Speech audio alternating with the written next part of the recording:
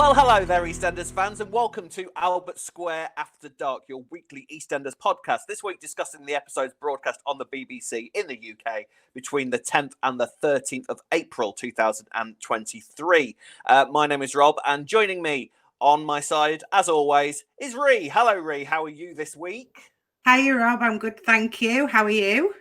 Very, very well. Now, listen, ladies and gents, thank you so much for your feedback, your comments, your messages from last week's episode. It's really, really appreciated. And at all times, remember, this is your podcast as much as it is ours. So send us whatever feedback you can, whatever you like. We are learning as we go. Yeah. And don't troll me in like first couple of weeks, though. Give me a chance because don't troll me. Yeah. Yeah. She's a sensitive little Safe pixie, trolling. Yeah, I can be. Save that for. Save that for. She will. Save that for week 4. Once the month has gone by, week 4, just fine. go in. Yeah, go in. Yeah. She'll be fine by then. And on Rob and all then. Oh, gotcha. Oh, don't worry. They do quite frequently. Oh, don't right, you worry fair, about that. good. Oh, the messages that I receive: abuse, filth. Yeah, I've heard depravity. Some of them, actually. To be fair, yeah, I'll give you filth, that. Depravity, the lot. Honestly. So, Ree, something to discuss before we start talking about this week's episodes is the soap awards that are coming up. The long list, I think they're called at this point. Sort of the first rounds of voting for the British Soap Awards 2023 have been announced. Now, have you voted? I have actually, voted. I voted. Have you? Have you voted? You should be voting. Go on the British Soap Awards websites to vote for all things EastEnders, and there is a lot of EastEnders representation in the awards this year. So for Villain of the Year, we have Aaron Thiara. I hope I'm saying that surname right. Or Tiara. Who plays Ravi. I think it's Thiara. I don't think it's Tiara. All right, we're rolling with Thiara. Someone will let me know, but I think it's Thiara. So he's up for Best Villain as Ravi. And then Best Young Performer, Lilia Turner. Mm-hmm. That's a deserved one, I think, because Lilia Turner is spectacular as Lily.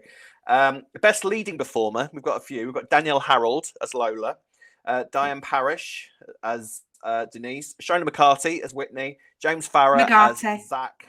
McGarty, I do apologise, you're quite right. Yes, Shona McGarty. McGarty. James Farrar as Zach, and Jamie Borthwick as Jay. And obviously, Best Soap, EastEnders is obviously up for that as well. And I have to say, now we would champion EastEnders anyway because we're an EastEnders podcast. But for God's sake, EastEnders deserves Best Soap this year, doesn't it? The way that it's turned itself around in the space of just a few short months, it needs recognition for that, I think. Mm-hmm. And these leading performers, all of them have pulled out some fantastic performances this year. Definitely. So I think EastEnders is in with a real chance of doing really, really well at these awards this year. So who did you vote for lead performer? Well, who did I go? Yeah, see. I know. Like I needed to ask. You don't need to ask, really, do you? Oh, I'm a shallow person. Rob. Yeah. I am shallow. I literally am as shallow as a puddle of gnatwee. And I did go for James Farrar, but he has been great. He has been great. Who did you vote for? Who do you think I voted for? See if you can guess. I think you voted for Danielle Harold. No. I very nearly did. Yeah. Shona McGarty. McGarty. Now I'm doubting myself. See, now you're doing it, you see. Because I wanted to vote Danielle Harold because I thought it might be the last time that she can ever get an award. Probably will be, yeah. But then I thought, am I doing it on merit? But she's doing a good job, but I just love Whitney. Amazing. Yeah, fair. To be fair. McGarty, sorry. McGarty. I'm saying that wrong. Potato, tomato. Potato. But like I say, all of them actually would be no issues going up on that stage and getting that award. So fingers crossed for EastEnders this year, especially the Best Soap. Fingers crossed for Lilia Turner and Aaron Thiara as well. Both of them have done really, really well with the roles this year. So everything crossed. Get voting for EastEnders on the British Soap Awards podcast. We do the podcast. They do the website. On the British Soap Awards website, okay? Get voting because they need your votes. And all it'll be is you do your voting thing and then they'll send you an email asking you to verify your votes and then that's it. And then your votes are in the ether. Just click that link and it's confirmed. Done. That's it. And then EastEnders cast go out and get pissed as farts and have a great night. And they deserve it after this year, let me tell you. Right. And it's been a very, very strong week this week as well, I think. So let's talk about it, shall we, Ray? Let's do it. Let's do it. Okay, then we will start this week with discussing dear old Stacey Slater and her money problems continuing this week. Now, she starts the week, she's constantly getting phone calls from Shifty Shiv, as he is credited, by the way. They haven't just credited him as Shiv in the credits. He's got his whole nickname, Shifty Shiv. Is it? I didn't realise that. Yeah. What, Shifty Shiv? Yeah. Shifty Shiv. I mean, what a name that was. They kind of throw it's like they kind of, you can imagine they kind of sat around a table and just came up with Shifty Shiv. Who doesn't love a bit of alliteration in their character names, tell you. So Shifty Shiv is constantly ringing Stacey up, demanding this money that she owes him. And Stacey is ignoring it because she's sort of distracted because Lily's got a scan this week. And so she's ignoring all these phone calls, despite the fact that they're coming more and more frequently. At one point, she is on the van. She sees Shiv in the marketplace, closes everything down, like hides. So she's not doing, that's when she doing great with this. Accidentally agrees to let Sam come. But anyway, we'll get to that. But yeah, because she's that distracted. Yeah, exactly. Eventually, Shiv finds her because he effectively breaks into the Slater house, doesn't he? And basically says, he does. And it basically says to her, right, okay, so if you can't give me this money, let's think of other ways in which you can repay me. You know, just basically being pervy Shiv, effectively. And starts getting really threatening towards her and starting like trying to pin her against the wall and all that kind of thing. Now, thank God Eve breaks in at that point. Yes, Eve! Yes, Eve! Eve was great this week. Eve storms in, charges in, like pins him up against the wall, like sort of basically goes all Eve on his ass. And the same Stacey from the immediate situation, but what that also does is angers and humiliates Shivy to the point where he's like, well, do you know what then? Screw you. I'll have all the $3,000 that you owe me tomorrow. Otherwise, I'm going to break your legs, effectively. So to be fair, if someone had broken into my house and eaten my ice cream, I'd be doing an Eve on them and all. That was the worst thing, wasn't it? Yeah, that was the definitely. Worst thing, wasn't it? Like it's not bad enough. I know, and it's the fact that Lily's ice cream had been sort of a theme throughout the week as well. Wasn't it? Like she obviously because she's getting cravings now. Yeah. Did you have cravings when you were pregnant? What was the cravings like? Yes. What'd you crave? Gherkins. Oh. Vanilla ice cream at one point. Together? Trimester. No, not together. Didn't have any weird ones together. No, didn't have any of that. What were another one? Do you know what? You forget everything after. Did you eat gherkins normally? Not like I did when I was pregnant. Like I literally eat them out of a jar. Yeah. What else did I crave? Cheerios. You've always craved Cheerios. As long as I've known you, you like a bit of cereal. There's nothing different Cheerios about that. Though, Rob. Never Cheerios. Never Cheerios. No. My auntie, she used to crave coal. So she used to like break off bits of coal. She had what's it called? Carbon. That Pika, where you she was probably iron deficient. No, just Pika. So. Anyway, Stacey is desperate at this point, so she goes around to see Kat and Phil and basically tells them what's going on. And Kat's like, "Look, will you chill out? All right, I'm family, your family. I can help you out here. Here's $3,000." And Phil is in the background and senses an opportunity to get his bat out because Phil's not had his bat out in a little while. So any opportunity, I'll sort it out, Stace. So they meet Shiv at the Archers, and Phil and Stacey's kind of like sort of cowering there with the money, and Shiv sort of walks up to her, thinking he's owning the situation. Then Phil emerges from the shadows, holding his bat and just being all Phil. Mitchelled him, Phil smash, and basically scares Shiv off. And I don't think we're going to see Shiv again now. I think that's. Shiv's like. This ain't your place to be getting involved, mate. With all respect, he's like, well, I disagree, mate. All right, mate. Exactly. So, sorry. Is that your Phil impression? Is it? It's more a. Him and Shiv. I'm not sure. I messaged you about this in the week, saying, "What if Shiv's the guy who's dead on the floor at Christmas?" You did mention you were like, this, yeah. No, he's just a guest character. But what if he's a guest character again at Christmas? He might be a guest character. He might show up again because actually, I had a feeling that a couple of weeks ago when we saw the office in the police station and Ravi was on the wall. And there was a few others, and I'm fairly sure that Shiv was on the wall as well next to it. I remember you saying that. Yeah, I swear I saw Shiv on there. It could be somebody that looked like him, but I thought that was Shiv. But we'll put a pin in that. But for the moment, it would appear that Shiv dealt with and Shiv is gone. He's got his money and everything's fine. And Stacey thanks Phil. I mean, how the tables have turned between those two, by the way, considering that Stacey once hit him around the head. We won't talk about that mad. Oh, that mad era! I tell you, the poor things they had to go through to get Lacey Turner off on maternity leave. I swear to God. But that's all done. Phil and Stacey are sort of side by side, and all is well. But Stacey's money problems are not over. She still has a huge electricity bill to pay. She's late with her pitch fees because Honey's kind of sat there going, you want your pitch fees? Thank you very much. And Stacey's kind of just on the edge. That wasn't a very good Honey impression. Yeah. So just basically, just so you know, someone we know used to speak quite like that, and occasionally me and Ree go. Occasionally, every week before we start a podcast for some reason. Every week, it's a tradition. It's a tradition. So Stacey's just got all these money worries sort of piling up on her, and eventually she sort of sits down with Freddie and says, "So about that website you post your feet on." And Freddie is kind of all like, well, yeah, you know, you can block your face out, you can block any perverts, and you roll the money in. Freddie sees no issues with this whatsoever. And Stacey's kind of like, right, well, feet pics aren't going to pay for everything. So the end of the week, we see, and in quite a powerful scene, I thought, because you could really see the sort of disgust that Stacey had on her face about herself. And to be honest, I'm not surprised, because obviously this is based on OnlyFans, this website, okay?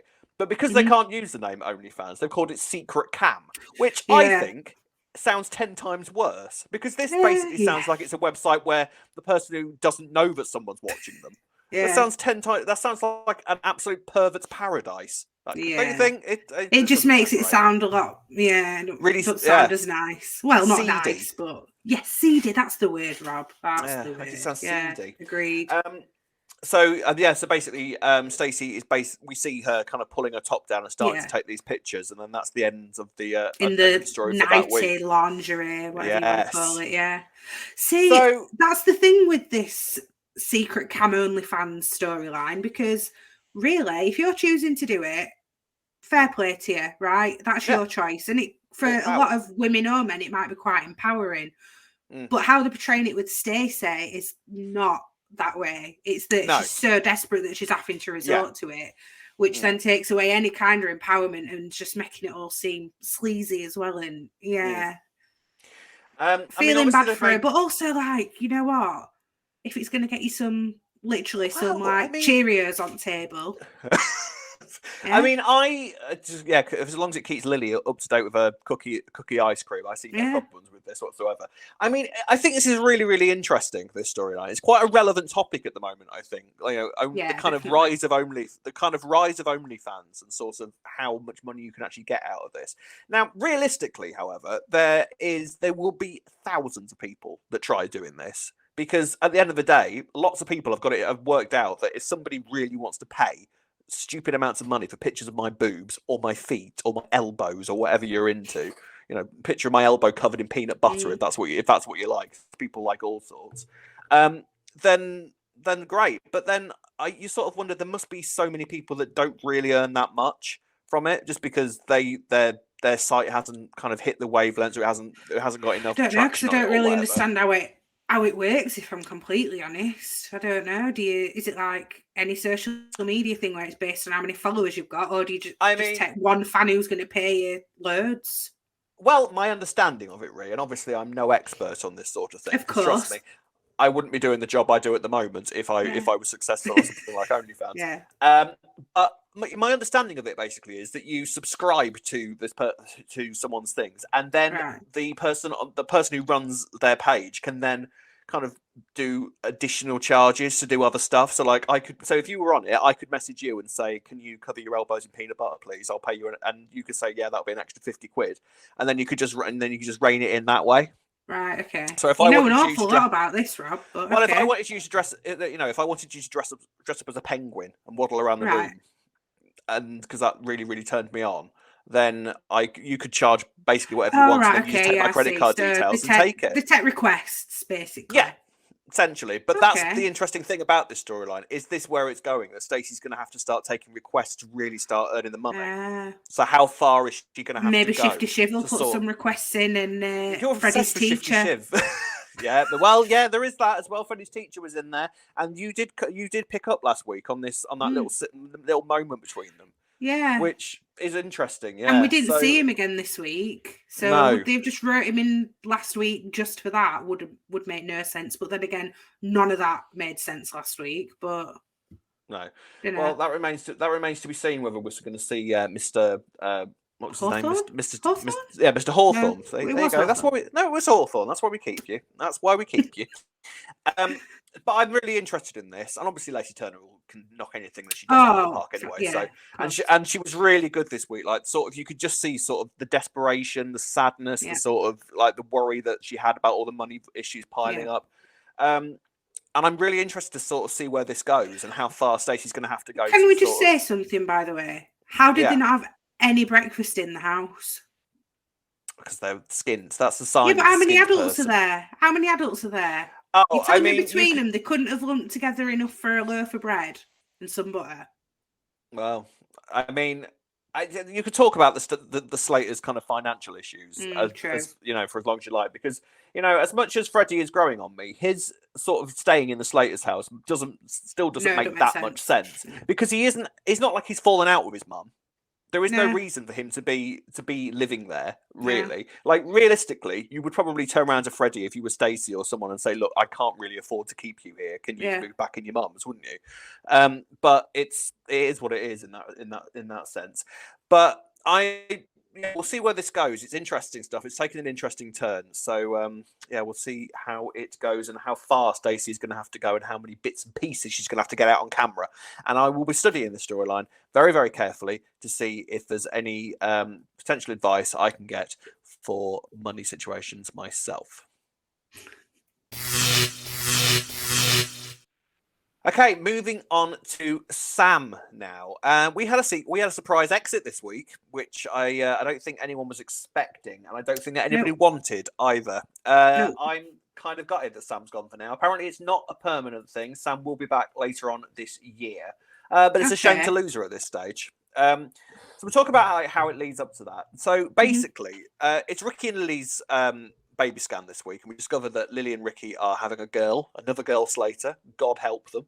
Because Lily is having a gender reveal party and tries to reveal it all in a cake, and the cake goes wrong and it turns out that it's green, so she must be. I don't know how she's managed to make it green when it should have been pink, but hey ho. Hasn't watched enough Bake Off, has she? Hasn't looked at it. No.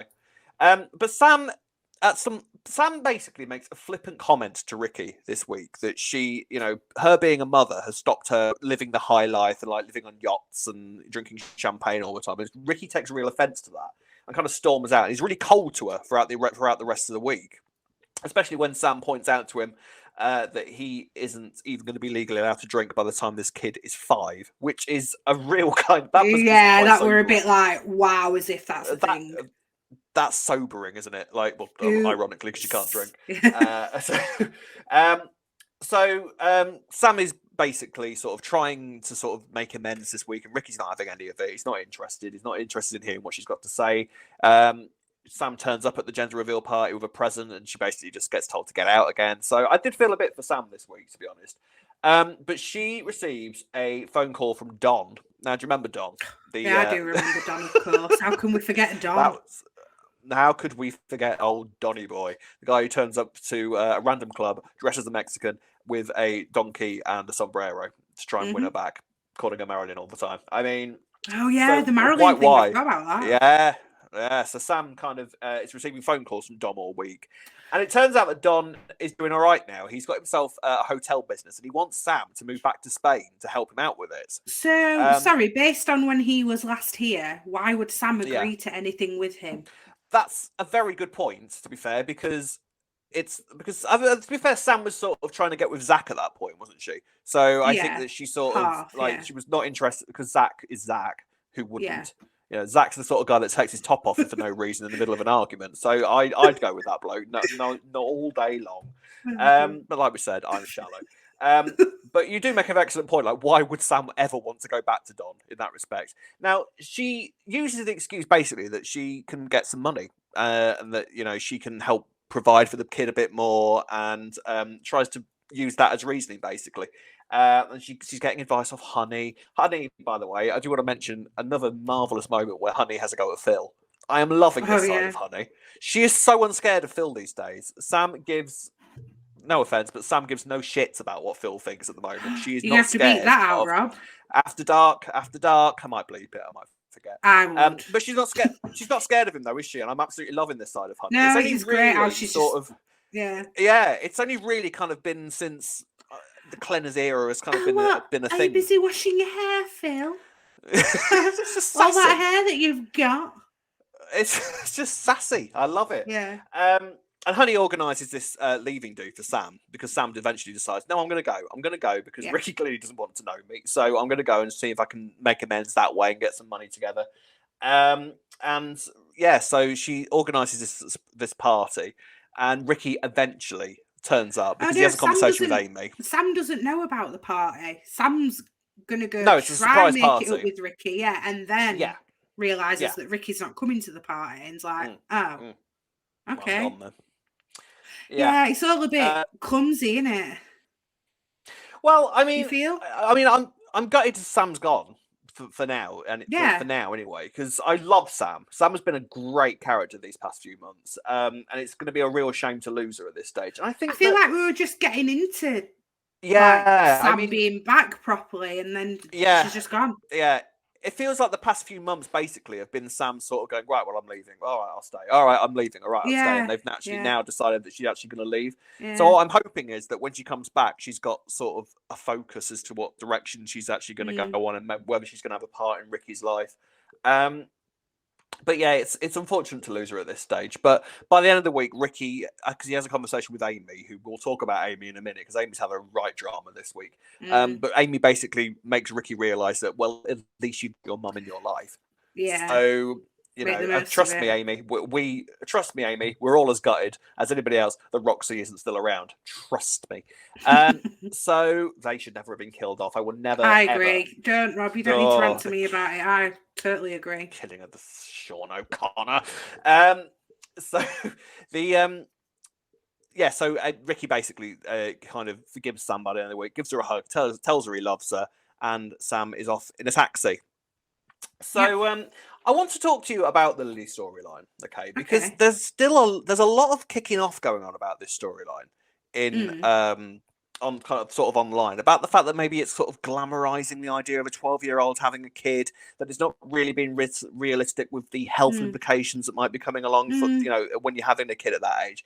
And it doesn't seem to be anything that they've really focused on all that much. It seems they're basically treating it like, Lily wants to have this kid, Lily can have this kid, and everything will be fine. Now, we don't know what's coming in the future, obviously.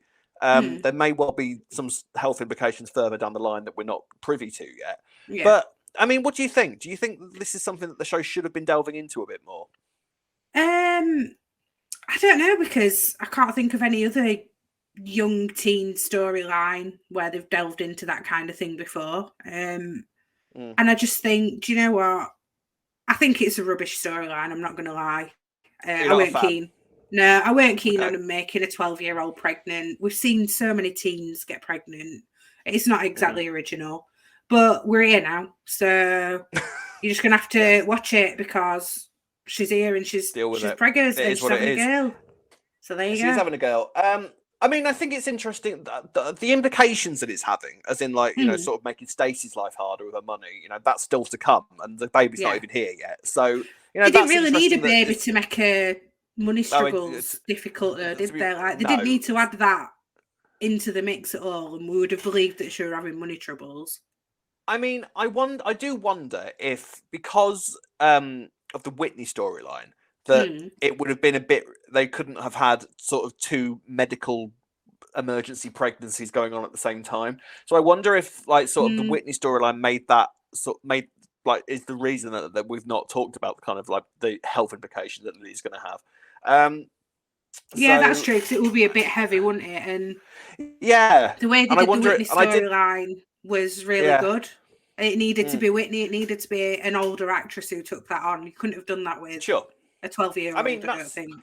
No, I mean, that's not to say that Lily Turner couldn't have knocked it out of the park, because she's great. She, she's doing really, really well with this story. Lily is now visibly more pregnant, because we've not seen Lily for a couple of weeks, and she's now definitely got a bump on her.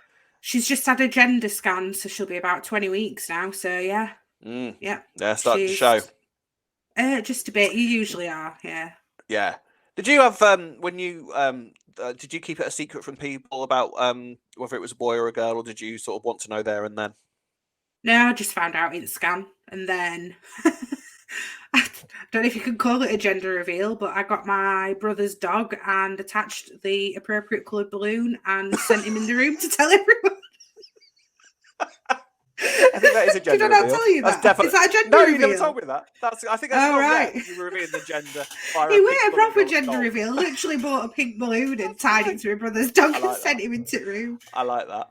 I mean, you see some pretty spectacular gender reveals online. I mean, like people setting off fireworks. No, some people spend. My friend was saying she overheard someone who said they'd spent $5,000 on a gender reveal.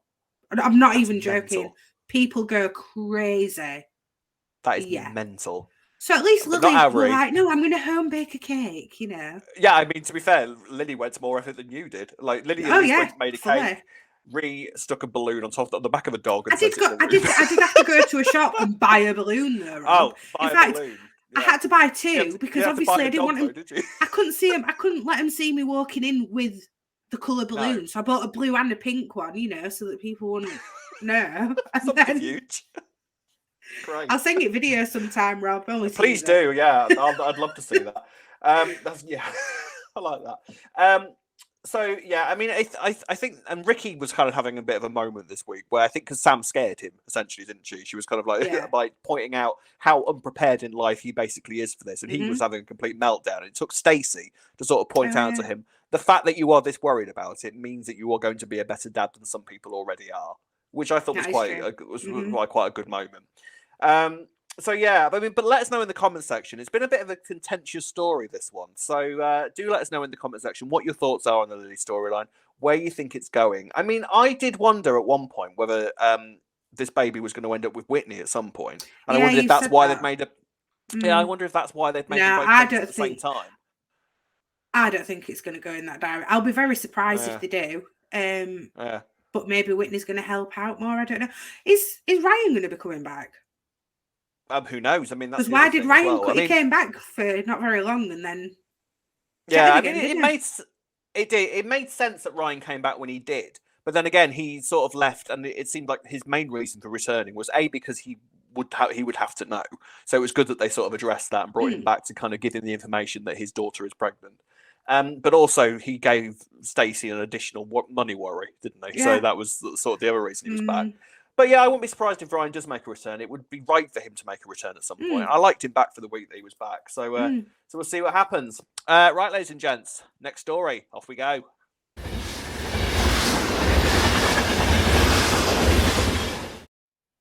Okay, so Denise and Ravi's secret has started to be revealed. Denise is raging, absolutely furious at Chelsea because she has agreed to be Ravi's alibi for when Denise rang the police about the laptops. So he's off the hook for that. So Denise is just furious. And it's just like, I need Ravi out of the situation. I need him out of Chelsea's life. I need him out of my life. So she storms around to the restaurant and starts kind of ranting and raving at him and having a very revealing conversation. But unfortunately... is overheard by Nugget. Now, Nugget is already kind of fretting about Denzel because obviously Denzel at the start of the week is still in hospital with a ruptured spleen. Yeah. And he goes to the hospital to try and talk to Denzel because he realizes that he needs to know what is in these text messages. Now, at the hospital, I do want to discuss this briefly. Kim and Howie. Now, Howie. Now, I don't understand quite why Howie is irritating me so much this week as he actually is. Because at the end of the day, he is right in the fact that Kim shouldn't have been reading her phone while she was driving. And it is kind of her fault, but it is her fault that the crash happened. Because no matter what was being revealed on the phone, she shouldn't have been looking at her phone while she was driving. Yeah. But still, I'm kind of chill out, Howie this week. Chill out, mate. But the fact is, you know what? It's the fact that he is living in Kim's house. Yeah, no, I agree. It's still like being all sort of like saying that he's not allowed near Denzel and everything like that. So what do you want him to do? Just leave the room? Well, why don't you move out of the house then? Yeah, innit? Like you're in a bearing in mind that this guy came into her life like via some identity fraud that he was attempting at the time for her. I mean, she did technically nearly kill his son, but still, like you said, but like you said, he's still living in her house. It's like, oh yeah. And Yeah, get back to the kitchen, bitch. You know, am I allowed to say that? Probably not, but hey, you've said it. All right, we'll beat that out. But yeah, yeah, it is no, like why that though, not? isn't it? It's like, I hate you, but what's the tea? Because I'm still living here. Yeah, essentially. But yeah, anyway, so Denzel is eventually leaves the hospital, and Kim, despite Howie's wishes that she didn't, Kim organises sort of like a return party, welcome home party, to which all his mates turn up, and Nugget at that point is trying to talk to Denzel because he has got into Ravi's phone. Now, there was a moment here when Nugget was getting into Howie's phone because he was trying a few combination codes. All right. Ravi's now, there is phone. always the Now, there is always the thing when a character has to overcome a phone password or a computer password that We've you had sort two of think, passwords this week, well, haven't we we, have. actually? And you kind of wonder, right, okay, how are they going to get around this? Now, phone passwords, I would argue, are easier to get. It's easier to get into a phone than it is a computer because 9 times out of 10, it's your own birthday. Let's be fair here. I don't want to encourage phone hacking all over the country, all over the world, but I hate to break it to you. 9 times out of 10, someone's going to be able to get into your phone because it's likely your birthday, and if it's not your birthday, it can get into my phone, and if it's not my birthday, it will be someone I'm close to's birthday. Mine's not my birthday. Mine's not my birthday. Oh. Is it your daughter's birthday? Nope, it's no one's birthday, actually. Oh, see, no one's getting into your phone. No one's getting into your phone. But he eventually lands on, because I was a bit confused by this at first, but I think we kind of decided that it was his birthday. It was Nugget's birthday on Ravi's phone that got it. Yeah, somebody said online, because I noticed it ended in 09, and then someone online said it's probably the year he was born. We were at university then, Rob, when Nugget was born. I cannot cope. No one was born in 2009. That was yesterday. Emira was born in 2009, surely. That's about... Your daughter was born... Your 1-year-old daughter surely was born in 2009. It's depressingly sickening. That I agree. I hate it. It's so... Someone who was born in 2009 is able to walk, talk. Ridiculous. And like have a job. And it's ridiculous. But yeah, so Nugget reads the text messages and sees what Ravi was actually sending to Denise and discovers that Ravi and Denise had a thing. So Nugget decides that it's going to be a great idea to then go across and tell Denzel what is happening because he wants to know whether Denzel saw the messages on the phone in the first place. Well, he has a chat with Chelsea, doesn't he, in McClunky? Is it in McClunky's? Yes. Yeah, where she's like... Oh, yeah, well, you know, if you've got something that you're trying to keep secret, it's definitely better to go and tell someone. You know how they do in soaps. Great advice. They give you that advice about something that you don't know is going on. So then they take it to mean something else. And then he goes, oh, so what Chelsea's saying is I need to go and tell Denzel. I need to tell absolutely everybody that this is going on because otherwise it's going to be 10 times worse. Yeah. So he tells Denzel. Denzel is suitably shocked by this. And then he eventually tells Amy. Now, Amy is having is really suffering with her anxiety this week because of the fact that Denzel is being a little bit cagey with her. She immediately, because obviously he's got this secret and he doesn't know how to handle or how to deal with it. She becomes convinced that Denzel wants to break up with her, that he's been cold with her.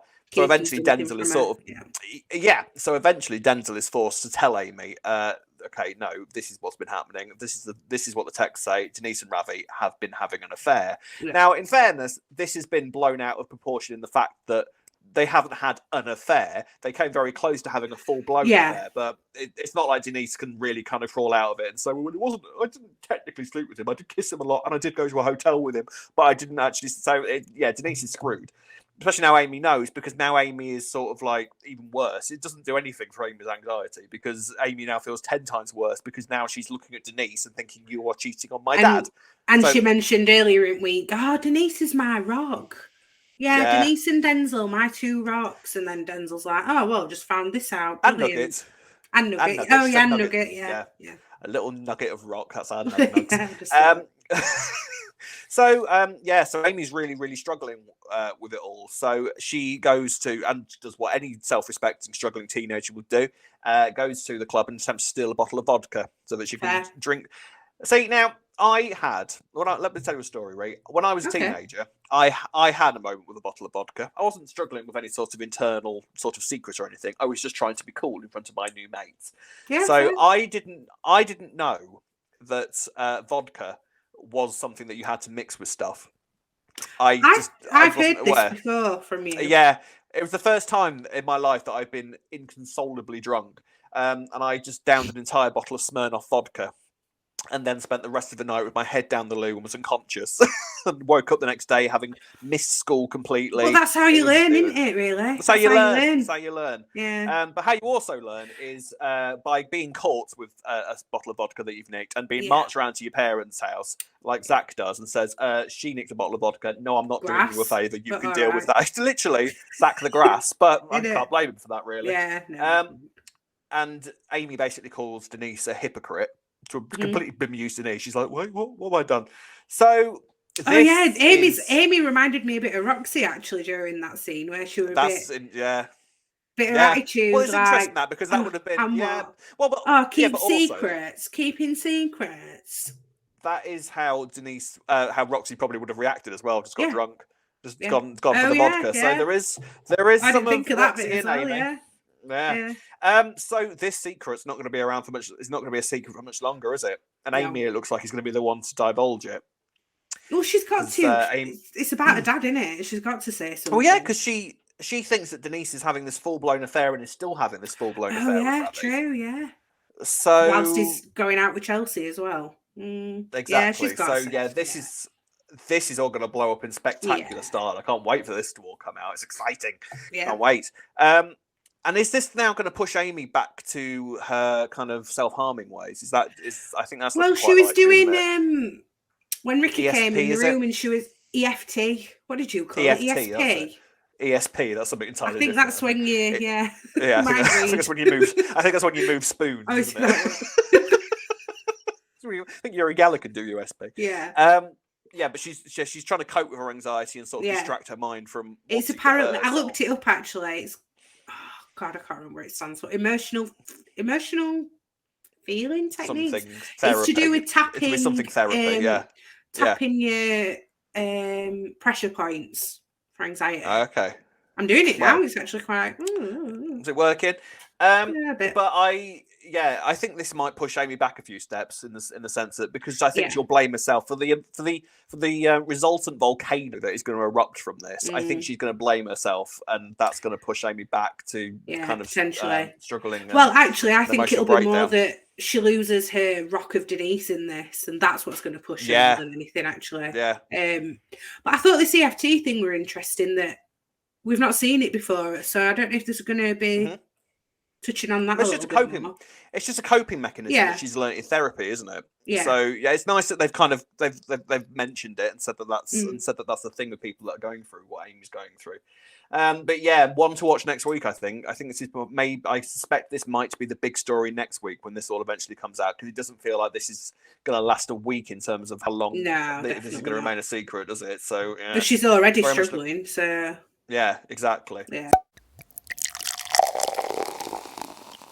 Final story of the week now, and it's Suki and Eve and Nish. Now, Suki and Eve, a loved up Suki and Eve, they return from what we can only assume was a madly erotic, passionate trip in Leeds, because they're talking about like sharing a bath. Very romantic, all that kind of thing. Leeds, very romantic. And so they've had a lovely weekend together. Eve is really, really falling for Suki this week, and is now really started to struggle with her relationship with Nish and how Nish is still there and how Nish treats her. And when they arrive back in the square in the taxi, Nish kind of just pulls Suki out of the taxi and goes, "You in the bedroom now," because he's missed her. And he even chucks Vinny out of the house because he needs some alone time with his mother. By the way, I love it when they're sat back of a taxi and they're just having a chat for 10 minutes and driver doesn't say anything, because any taxi I've ever been in, they're like, "Get out." Yeah. Like straight away, like, hurry up, I've got another fare to go to. That's you two just sat there talking dirty in the back of my taxi. Get out. So Nish deals with that quite well. He sorts the taxi out. You've got a job to do, mate. So Eve is really, really struggling with the fact that Suki is still kind of. I think she's struggling more with the fact that Suki isn't just sort of telling Nish to get off her or leave her alone. Yeah. She wants Suki now more for herself than anything. Vinny, meanwhile, has a bad week because Vinny screws up because he was supposed to be chucking these tenants out. And instead of chucking the tenants out, he gave them another month. So Nish has a massive go at him about that and sort of makes him feel about that big. to the point where Vinny's kind of just lost all confidence in himself, and it takes a chat with Freddie to sort him out. Which, if Freddie's the one that puts confidence in you, No then you know you've got comment. problems. I know. So the Panasars basically this week are having a meeting about the chicken shops that they got off Phil and the money laundering and all that kind of thing. So they have a meeting with this guy. And Nish is all ready to sort of kind of be in control of the meeting and sort of sort out all the money and all that kind of thing. What he's not banking on is Eve, Suki, and a rejuvenated Vinny basically taking control, usurping him throughout the meeting. They get more money out of the guy than Nish was going to be able to get out of him. And the meeting is a great success. Nish is furious. He is livid. Kicks Vinny out. You can go away. Vinny at one point turns around to Vinny and is all kind of just like, I'm in charge here. And Vinny, quite rightly, turns around and says, "You weren't here. You have not been here for 20 years." And it's all very well. Go on. Sorry, but after Vinny has said to him, "I followed my heart," which I didn't quite understand how that was. wasn't exactly all relevant to that meeting, but okay. It wasn't the best counter argument, especially. But then, for Vinny to turn around and say, it's you weren't here. We've had to do this without you. It's all perfectly fair because at some point, remember, Vinny did have to teach Nish how to use a chip and pin machine because he was that devoid from technology whilst he was in prison. Because it's so it's not unfair really for Vinny to be saying all this sort of thing. But he chucks Vinny out of the room and then starts having a massive go at Suki in front of Eve, and that's kind of like red rag to a bull for Eve. So she starts getting involved. Nish shouts at her. And it all is getting really, really het up to the point where Suki has to sort of physically remove Eve from the room and just go, "Get out, I'll deal with this, it's all fine." That's the last straw for Eve. So she decides that she's now going to get rid of Nish. So she talks to Jack. Now, Jack, I don't think, really cares about Nish whatsoever. He's more interested in Ravi. But because Ravi is connected to Nish, that'll do, I think is basically Jack's logic. Yeah. So Eve basically now is she steals a file from Suki, goes into the office, and is basically trying now to print off loads of documents because it will implicate. After guessing his password, which is a brilliant password. She didn't even guess his password. She opened the file on the page that the password was written in. This is what I mean when I talk about passwords and how they're always such an awkward thing for the writing to have to get around because all things are password protected these days. Laptops are a lot harder to get into, so it's really helpful when the password that you definitely won't remember is just sat there in the thing. I mean, nobody does that, but what else can they do, I suppose? So she's just printing off all of this stuff, not sticking it on a USB, which I think might have been more sensible, really, rather than just printing it off and having all this paper. I totally didn't think of that myself. Should have. Printing it all. Yeah. But Nish walks in because the printer jams because that's what printers do. I was like, this is the most relatable thing on EastEnders this week ever. Printers having a printer jam. I don't think I've ever printed anything off successfully in my life without there being. No, I don't think any of us have, Rob. Remember when we were at uni in the old days when we had to print off our essays? That makes it sound ancient, doesn't it? We had to print off. They had to print list. We had to queue to hand it in. Queue to print off our essays, and then the paper would run out of thing. We'd have 5 minutes until the end, until we had to hand in our assignments and everything. We'd all be having nervous breakdowns because the library printers weren't working. And if we went over our printable allowance, we had to pay 5p a sheet. Yeah. Madness. Nish walks in and catches Eve, and she manages to sort of say, "Well, no, you don't want to look at this piece of paper that I've just printed off because this is for your surprise birthday party." Which, because Nish is so arrogant, that was really tense. Actually, I was like, "How's she going to get out of this one?" Oh my god, it was really tense. Yeah. It was really tense. I mean, this is the thing: the Eve and Nish stuff this week, I thought was really, really tense. I was on the edge of my seat for most of this week with those two, especially. But this is the thing. I've always loved this storyline. Everything about the Panasars has always ticked well for me. And now I know that they're not everybody's favourite, but I love them. And I think the Nish element has brought an extra really kind of interesting layer to it. It's just a shame that we've lost all the children there in the process. That is a shame. It is a shame. I wonder if Kirat will return at some point, because it feels like they don't really talk about Kirat all that much. So that is true, but unless they're gonna send Ravi down for murder somehow, which It's still on a Have to wait video and see. somewhere, isn't it? So Yeah. So yeah, we'll have to wait and see what goes on. But yeah, so Eva's got this paper, and she's kind of like, right, okay, so yeah, that's all fine. I'm going to get Nish sent down. Meanwhile, Nish receives a phone call from the hotel in Leeds where Suki and Eve were staying, and discovers that only one room was booked in Eve's name. So where the hell was Suki sleeping? did he receive the phone call, or did he call them? Did he Either call way, them to the VAT quote? Yeah. I think it was the VAT quote thing, wasn't it? Yeah. But either way, he discovers that they had been staying. Well, that only one room had been booked. I don't think his brain went to Suki and Eva sleeping together. I don't think that's where it went. But I think his brain was, well, where was Suki? Was she off with some other? I think his brain went to, I think that's what he was thinking. She must have been sleeping somewhere else with some other man. I think is where his brain went to. Now, really interesting moment with this, and I don't know if I'm just massively overthinking this, but so Nish confronts Suki with this, and Suki at first is kind of like, no, it was clearly a mistake, and Nish keeps going on at her, and then Suki kind of frog marches Nish around to Eve, and I thought this was a really sort of kind of like, I mean, in character, but a sort of bit of an out of order moment for Suki, because she literally kind of plonks Nish in front of Eve and says, tell him the truth, go on, tell him what's happened. Basically makes this Eve's immediate problem. And just sort of just like, you're going to get me out. You've got to get me out of this now. You make up an excuse right now. Go on, go, action. But she didn't know. So was it not? I thought surely they already had it.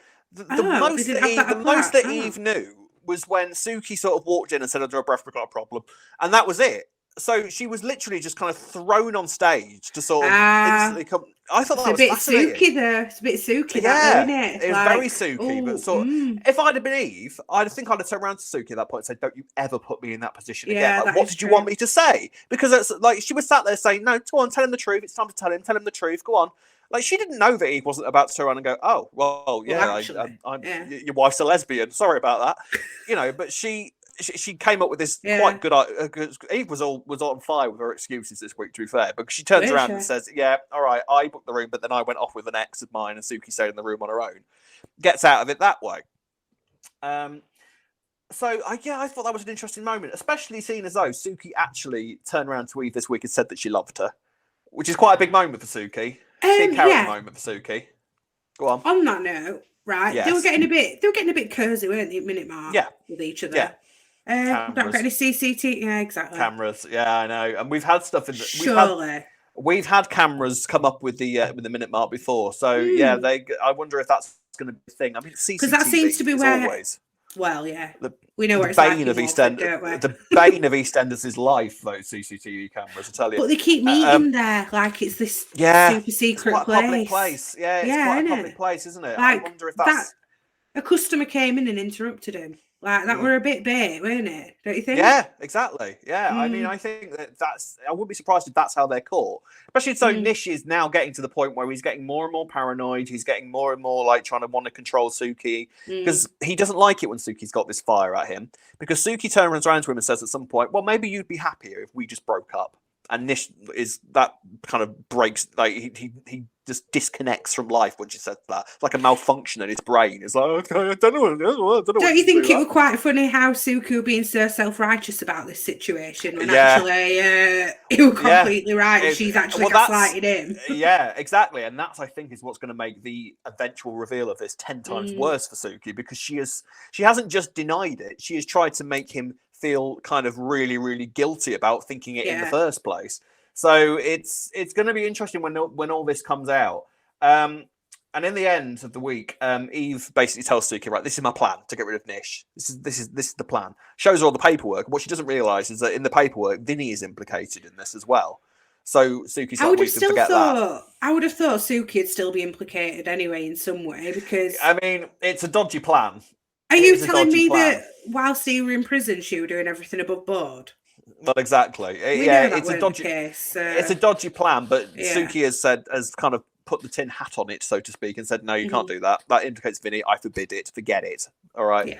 So it's interesting, but I think some seeds of suspicion were laid with Nish this week. He's the sort that won't forget about what's happened this week.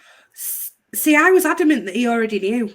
I think Alex mentioned it before. And I actually agreed and thought, nah, he definitely knows. But then after this week, I'm like, oh, he's got no clue. He has No, he's got no literally clue. I don't think because the thing about Nish is it's arrogance more than anything else with Nish, I think. Or is he double And bluffing and he doesn't know? I don't know. I Nah, think no. I think this week Nah. sort of cemented about the fact that he has no He idea doesn't what's going know, on between yeah. those two. Because I don't think it would occur to him for a second that Suki is having a gay affair. I don't think that would like jump into his brain for a second. Yeah. No matter how paranoid and how mad his brain goes, I don't think that he would land on that. He would think, if anything, because he was under the impression that she had gone off to some other hotel, I think, somewhere. Yeah, with was a having man. some. Well, we assume that that's what he thought, yeah. In fact, I think he thinks that she's safe with Eve. I think that's probably why he keeps trying to push her with Eve so that he can kind of keep them both on side. But yeah, Eve's losing her rag. And it's getting. I honestly loved all this week. I thought it was really, really interesting. Is all of this storyline working for you? Where are you with Nish and where he lies and everything? What do you think? I'm still struggling to see Nish as Nish and not Kurt from Teachers, if anyone watched that. I haven't seen that. I haven't seen that, to be fair. It were a completely different character, but I need to move past Kurt from Teachers. Yeah, it's acting. I know. No, I really enjoyed even Nish this week was so good together, like really good. The thing I'm struggling with most is I view Suki as a lot more powerful than Nish. So I'm struggling to see Nish as being the person in charge, so to speak. But no, I think it's been good, actually, really good this week. Like you say, with the excuses that she's having to come up with as well. Oh yeah, she was she's forced to think on her feet quite a lot this week. I think the thing with Suki and Nish, it's interesting because it's not sort of, if you think back to sort of those domestically, and it isn't a domestically abusive relationship, it's coercive control. Is what is basically kind of what it's been sold as. And we don't sort of see Suki sort of cowering from Nish quite a lot. Like 9 times out of 10, she's like kind of like up in his face and kind of arguing with him. So, and I think that fire is what attracts Nish to Suki in the first place, and he tries to use that fire to his advantage. I think so. He's never quite sure what to do when the fire's returned at him. Yeah, true. And I think what he's banking on is Suki doesn't work that out. Go on. He just likes antagonising people and then reacting back, don't he? Like he said with Vinny earlier this week. You're like, oh yeah, we're impressed, unless that were him saving face. Yeah, it could have been. Yeah, it could have been. But yeah, some definite seeds this week were planted. But Suki has now told Eve that she loves her. So these two are officially, which was a big moment for Suki, to be fair, for her to actually turn around and admit to a woman, "I love you." That was quite a jaw dropper for me this week. It was a nice moment, and it feels earned by this point as well, because I think they've really taken their time with the Suki and Eve storyline. Yeah. And sort of let Suki sort of develop these feelings and sort of get to know herself. Yeah. And you can tell that Eve genuinely means the world to her. But I think I just thought that moment where she sort of forced Eve to sort of get her out of the situation without giving her that much preamble, I thought was interesting. You're right. I thought that was, I was kind of quite shocked by that, but not in the sense that it was an uncharacteristic of Suki, but it was sort of just like, God, the old Suki's still there, isn't she? The sort of ruthless Suki that first came in, she's still there, hidden underneath all the love and warmth that she feels for Eve. It's interesting. But let us know in the comment section below where your thoughts are. We're going, where storyline's going. Let us know what you think is happening. Okay, so that was EastEnders this week. I thought a really, really strong week, personally. I really enjoyed it. What if you were to give a gold star, Ree? Who's your gold star going to this week? It'd have to be Stacey, I think, this week. Okay. I love Stacey anyway. And I'm interested to see what length she's going to go to now to make sure that she's got some money and to provide, so to speak, for a family. So, yeah, Stacey this week for me. What about you, Rob? I think Eve, I think, for me this week. Great week for Eve this week. I like all the fact that she was thinking on her feet. And just the Eve and Suki stuff really interested me this week. So, yeah. And just for with Shiv, I appreciated that as well. Yeah. Eve's great. We love Eve. So last week, Ree, I gave you a question to make sure that you were paying attention during the podcast, a podcast training. Apparently, you've got one for me this week, you said. I have indeed. This is going to be a massive humiliation. Yeah, go on. I'm ready. So, do you remember earlier this week? Yes. That in fact, I think it was today's episode, Thursdays. Okay. Stacey and Linda are talking, and Linda says about her having a photograph taken when they're discussing the secret cam stuff. Uh-huh. So this photograph, Rob. Yeah. Can you tell me what year this page 3 photograph was taken? Oh my God. It was mid-90s. 95, 94? Yes! Which one? 95. 95. Ah. Yeah. Bang in the middle of the 90s. Yes. 7th of 95. March, 95. 95. Great year. My brother was born and Linda got her Baps out. That's a marvellous year. There we go. Right. So that was the senders this week. We will close this week's podcast off with some comments from the socials.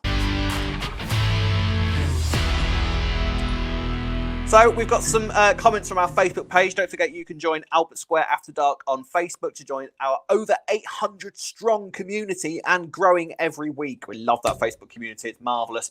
We've got a comment from Becky L. Pickering who says, Becky L. Pickering says, so impressed with Amy's actress lately. She gets even the little details of being a mentally ill teen so right. The younger cast truly are thriving right now. I mean, I love this young cast. I think this is the best group of kids I can remember in soap for a long time. So yeah, they are really good. They feel like kids, you know. They feel like kids their age, and I mean, like I always say, whenever they get into kid talk, it makes me feel 112. But I don't think we've mentioned Denzel enough. Actually, he's really good. Yeah, we mentioned obviously Nugget as well, and they are all really good at the moment. Definitely. Yeah. I agree. I can't wait to see where their stories are going because they're the future of the show as well. So that is true. Yeah, it's good to know. Gemma Archer says, I don't understand why Eve, a former solicitor, would go to Jack to grass up Nish and not go straight to the NCA to report his money laundering antics, although granted there is less drama in her filling in an online form. That aside, I love Eve so much because she has so many layers. Heather Peace can never leave. I actually really like that Phil stepped up to help Stacey, even if it does mean having to reconcile all that has gone before. I do think if they involve Phil with the Slaters a bit more, it could be a new direction for them. I liked the Vinny stuff. He needed some good material, so I hope this is coming. The scene with him and Freddie was really nice. I'd sort of like to see Vinny, Freddie and Bobby form a nice friendship group. There you go. I mean, I'm always up for friendship groups and characters and sort of like, you know, you can look at certain characters and say, yep, they're mates with this person, this person, this person. So you can sort of interact people with new character groups. I think that would do Freddie and Vinny some good, actually. I think Vinny needs to have a friendship group and be part of a friendship group. So I think that would really help. Yeah, I don't think Vinny and Freddie fit that much. If I'm not that I'm disputing everything. I agree with everything else in that comment, by the way. I don't know. I'm just not sold on Freddie still. It's taken. Yeah, I mean, Freddie is growing on me. I have to say, I wasn't sure about him at first. He's growing on me slowly but surely. I mean, we'll see where his character goes. We will see what happens. I think Vinny would fit better with the other crew, like Chelsea and Whitney. I know he's a bit younger. Yeah. But... Well, they all work in the club, don't they? So, you know, Vinny does his DJ and stuff in the club. So, that could work. So, Ray, that is the end of this week's podcast. Thank you very much for listening, everybody. And if you would like to get in contact with us by Facebook or any of the socials, listen to what Ree has to say right now. You can find us on Facebook at Albert Square After Dark, on Twitter and Instagram at E20 After Dark. And if you're watching on YouTube, don't forget to like and subscribe. You can listen to us on Apple and all your favourite podcast sites. Email us at e20afterdarkpodcast@gmail.com. Very good. Was that quick enough for you, Rob? I asked Ree to. I said to Ree, I only have one note for you from last week. Can you read the bit at the end a lot quicker than you did? That's a lie. You had several notes for me about last week, but there you go. All I said was stop being belligerent. I think it was my main note this week, which she won't do ever. I've known her too long for it to not be belligerent, I'm afraid. But thank you very much for listening, everybody. Thank you very much again for joining me, Ree. We'll be back same time next week. Until then, it's goodbye from me. And goodbye from me. See ya. Bye.